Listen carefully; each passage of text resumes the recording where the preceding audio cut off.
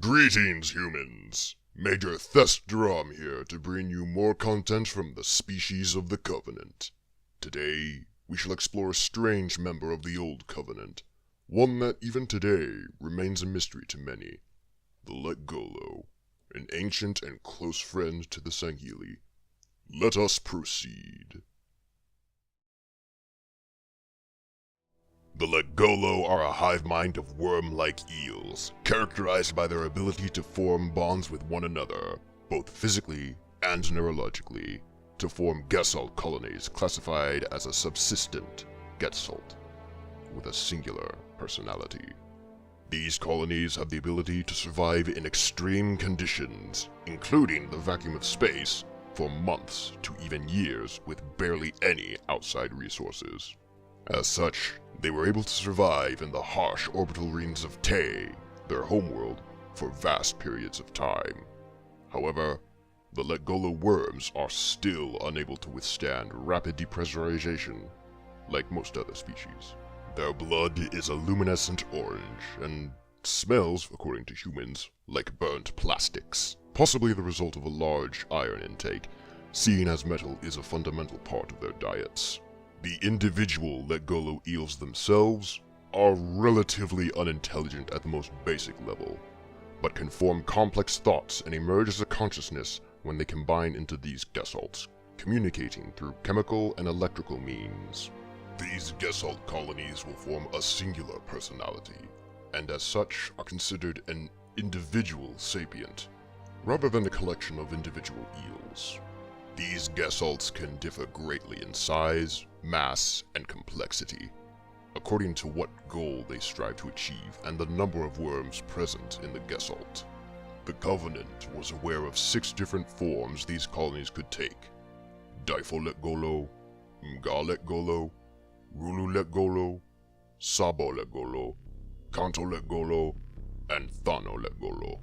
The twin-formed Mga Lekgolo, or as you humans call them, hunters, were the most commonly seen colony formed during the Human-Covenant War, but it is in fact considered one of the smaller and rarer forms within the colonies, used primarily as guardians for the Covenant hierarchy.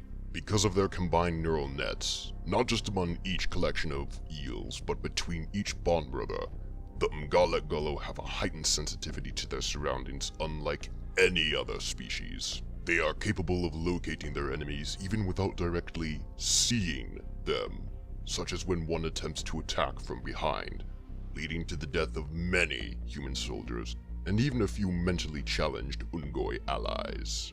The link between bond brothers is so strong, they think and fight as effectively as a singular combat unit, without even using verbal communication. However, when an Mga Lekgolo does deign to speak, it is not through the use of vocal cords like any other species, but instead they vibrate the bodies of the eels within them to make a low rumble to produce an imitation of speech. They are quite capable of mimicking the language of other species, forming words and sentences that are felt rather than heard. Despite this, the Mga Lekgolo are quiet by nature among the other races of the Covenant, probably due to this being a very difficult process for them to mimic speech, or more likely because they view all other species as inferior. They seem to like us Sangheili though. In the arena of war, these hunter pairs fight using assault cannons integrated directly into their arm and carry an enormous 2-ton Pavis shield upon the other. This shield is made of an alloy derived from the same material that forms the hulls of the mighty Covenant warships. This, combined with their vastly superior senses, make them absolutely devastating shock troopers, an absolute terror capable of crushing even a Jirohane in single combat.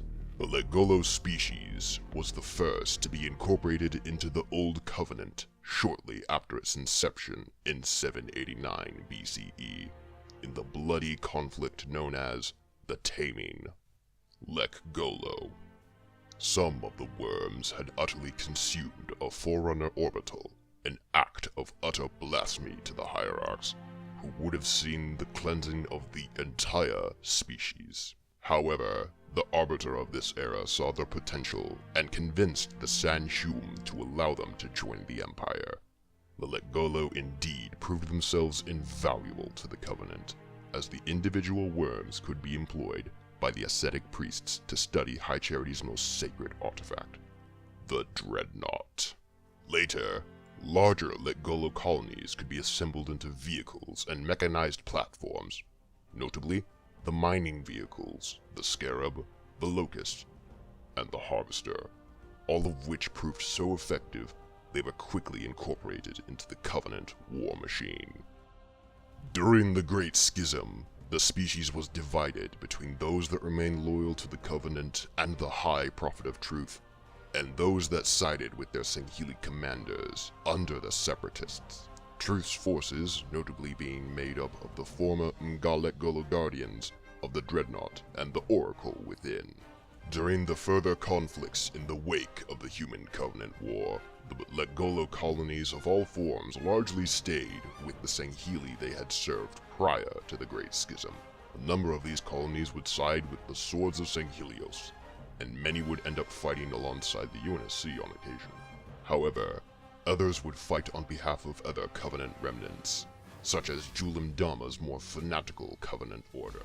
There have even been reports of the worms among the rogue mercenary group, known as the Banished, with the collection known as Colony representing their kind on behalf to the warlord Atriox. Even more disturbing is word of colony formations the likes of which have never been seen by the Old Covenant.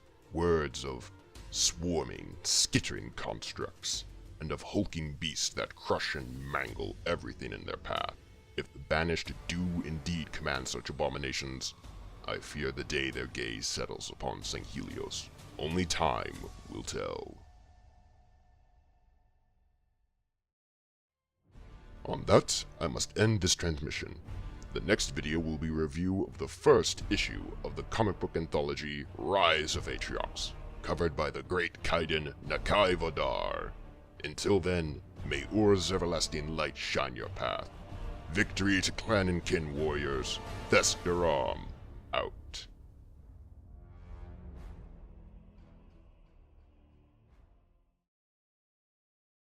No me